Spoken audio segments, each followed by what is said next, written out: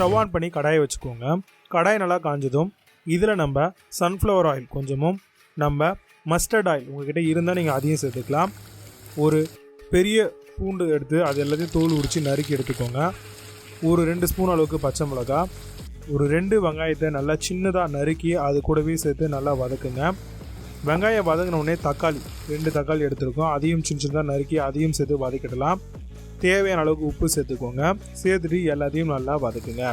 இப்போது சோளம் வந்து பார்த்திங்கன்னா நம்ம வேக வச்சு வச்சுருந்தோம் 1 கப்பு, அதையும் சேர்த்து நல்லா வதக்கிடலாங்க. இது கூடவே இப்போது தனி மிளகாய் தூள் 3/4 ஸ்பூன், 1 ஸ்பூன் அளவுக்கு நம்ம கரம் மசாலாவும் சேர்த்துக்கலாம். சேர்த்துட்டு சோயா சாஸ் வந்து 1 ஸ்பூனும் 1 ஸ்பூன் அளவுக்கு ரெட் சில்லி சாஸும் சேர்த்துட்டு எல்லாத்தையும் நல்லா வந்து சாட்டே பண்ணி விடுங்க. இப்போ எல்லாம் நல்லா வதங்கினோடனே நம்ம 1 கப்பு அளவுக்கு தண்ணி ஊற்றிக்கலாம். ஊற்றிட்டு நல்லா வந்து பார்த்திங்கன்னா மிக்ஸ் பண்ணிவிட்டு கொதி வரட்டும். இப்போ மேகி மசாலா வந்து பார்த்திங்கன்னா நம்ம இதில் 5 வந்து சேர்த்துருக்கோம். அதில் வந்து 4 மேகி மசாலா இப்போ சேர்த்துக்கலாம். சேர்த்துட்டு இப்போ மேகி வந்து எல்லாமே அழகாக வந்து பார்த்திங்கன்னா கொதித்து வரும்போதே நம்ம சேர்த்துக்கலாங்க.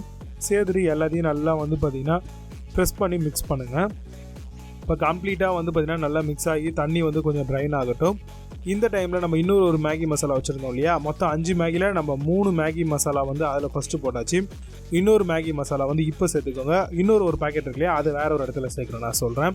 இப்போ எல்லாத்தையும் நல்லா மிக்ஸ் பண்ணிக்கோங்க. இப்போது ஒரு சின்ன கடாயை வச்சுட்டு அதில் கொஞ்சமாக மஸ்டர்ட் ஆயிலோ இல்லை எந்த ஆயிலோ ஊற்றிக்கோங்க. ஒரு காஞ்ச மிளகாவை 2 கிள்ளி போட்டுக்கோங்க. கொஞ்சோண்டு பூண்டு நறுக்கி வச்சுருக்கோம் இல்லையா, அதையும் சேர்த்துட்டு இப்போ இன்னொரு மேகி மசாலா லாஸ்ட்டாக இருக்கு இல்லையா, அதையும் கூட சேர்த்து நல்லா வந்து பார்த்திங்கன்னா மிக்ஸ் பண்ணி விடுங்க.